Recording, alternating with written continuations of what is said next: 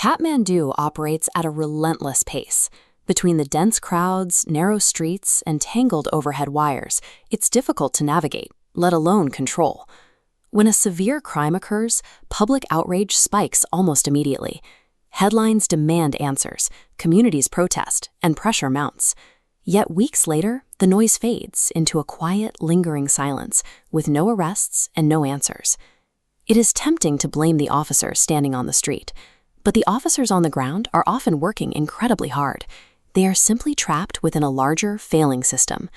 We need to look at the entire justice system as a physical pipeline. For a case to succeed, it must flow smoothly from the crime scene to a judge's desk.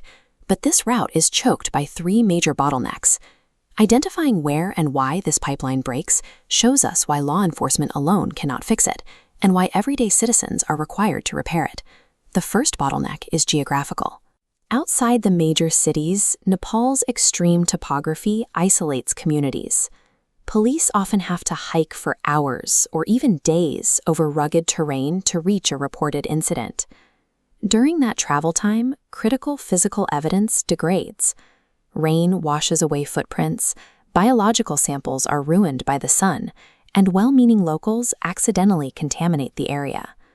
Then comes the human barrier. By the time investigators arrive, witnesses often refuse to speak. They stay silent due to social pressure, a fear of local retaliation, or a deep mistrust of the system itself.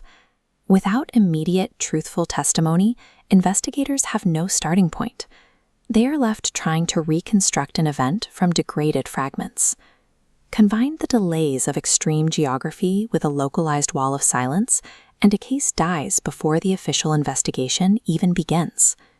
If officers do manage to collect evidence, it moves to the next stage of the pipeline, forensic analysis. Kathmandu possesses modern DNA and digital testing capabilities. However, regional outposts lack these advanced laboratories, forcing them to wait weeks for central processing. Furthermore, these labs were built for physical crimes, and they are now overwhelmed by the sudden rise of borderless cybercrime. Anonymous hackers exploit financial networks, complex scams empty bank accounts, and misinformation spreads rapidly online. A digital scam can victimize thousands of people across the country in seconds, while local police are still dispatching a patrol car to take a paper report. Nepalese law enforcement is fighting a fast-paced 21st-century digital war, relying heavily on 20th-century physical infrastructure. The final stage of the pipeline is the handoff. Processed evidence must be transferred from the police to prosecutors, and finally into the judicial courts. Police, forensics, and prosecutors often operate in separate silos. Data particles drop out because the nodes are disconnected. Because the system heavily relies on outdated paper records, sharing information is incredibly slow.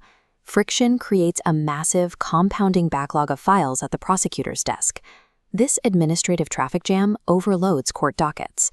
A case that should take a few months to resolve drags on for years. A pristine DNA sample or a perfectly recorded witness statement is entirely useless if it gets buried under bureaucratic paperwork before it ever reaches a judge. Clearing these bottlenecks requires concrete institutional investment. The government must fund regional digital forensic units and expand local surveillance capabilities to reduce the reliance on central labs. Police officers need continuous, specialized training in cyber investigations so they can track digital threats proactively. To solve the problem at ground zero, the state must implement reliable witness protection programs. People will only break their silence if they know they are safe from retaliation. But government investment only builds a better machine. It does not supply the raw material needed to actually make it run. That raw material comes from the public. Citizens are the essential glue that holds the entire investigation pipeline together. Individuals must take direct action. We must secure crime scenes, report suspicious activity immediately, and act as truthful witnesses. Communities must practice strict digital vigilance, identifying and stopping online fraud before it ever enters the justice pipeline. Schools and parents must teach younger generations responsible internet habits and social accountability. Justice is an active, shared ecosystem. A functional system and a safer Nepal require the collective, daily cooperation of the people who live there.